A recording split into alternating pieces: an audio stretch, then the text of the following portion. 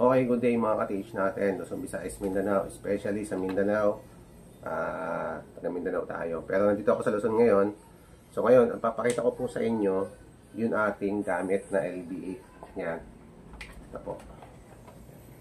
So, isa-sample ko to. Papakita ko sa inyo, sa mga viewers ko, sa YouTube channel, tsaka sa page, mga supporters ko, sa lagi nanonood sa akin.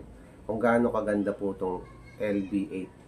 Mula LB1 hanggang LB16, maganda po yan.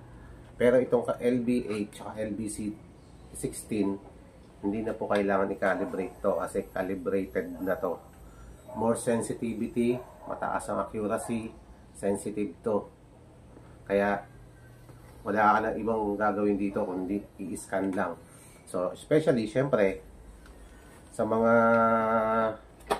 viewers ko, ipapakita ko po sa inyo kung paano ito gagamitin. So, in actual.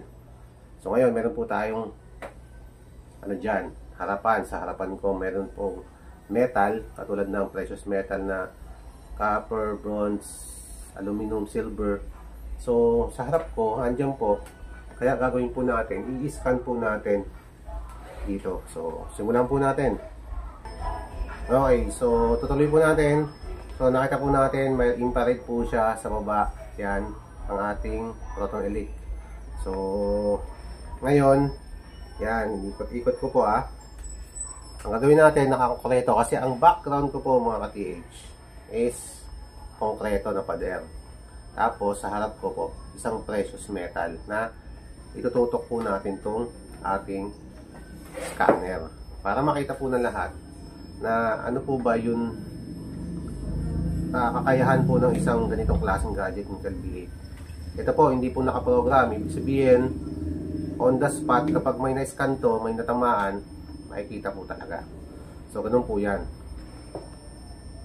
Ang gagawin po natin, indoor po ako kasi nasa loob po tayo ng pamamahay. Kaya naka-indoor po ako. Ngayon, i-start na natin. Tignan nyo maigay mga ka-TH. Ayan, nakatutok na po yan.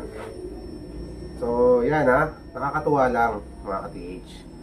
Kapag iniikot-ikot ko lang siya, meron kayo nakikita na parang pula na doon lang sa mismong sento ng precious metal. Ayan. Nakikita nyo? Ayan. Ito po. Ayan. So, pero pag dito ko nilagay, wala kayong makita. Ayan o. Diba? Hanggang dito lang po tayo kasi ito po yung horizon natin. Yan, hanggang nakikita nyo wala po siyang makita.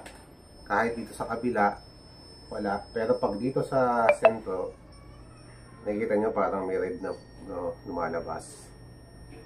Yan yung ibig kong sabihin mga ka-TH. Itong scanner to, napakaganda po nito.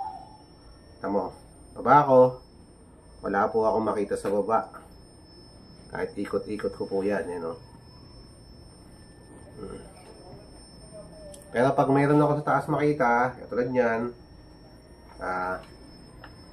mga metals nasa harap ko, yan. Kung titingnan natin yung measurement distance niya mga ka-TH. Tingnan nyo yung measurement distance niya.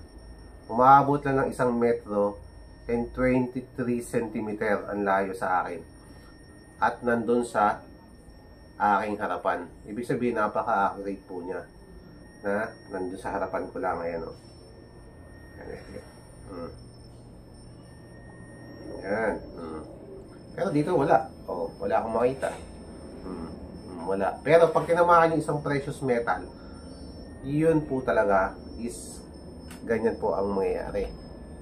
So, napakaganda po nito kung mayroon talagang nakabaon na ginto na matagal na panahon sa ground. Ibig sabihin, talagang makikita at makikita ng Proton Elite. Lalo na pag nasa bundok kayo mga ka-TH. Ayan pinapakita ko sa inyo actual napakaganda po niyan. Ayan wala pong daya yan mga ka-TH. Ayan. Diba? So mga ka-TH nakita ko lang po sa inyo na napakahusay po ng LB8. Hanggang LB16. Lahat po ng LB mula 1 hanggang LB16.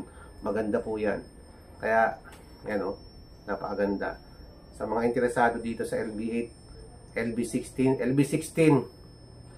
Sa mga interesado bumili sa LB16, meron po tayo yung brand new. Pwede kayong bumili sa akin yan. Papakita ko po sa inyo. Ito, papakita ko po sa inyo. I-stop ko para makita nyo.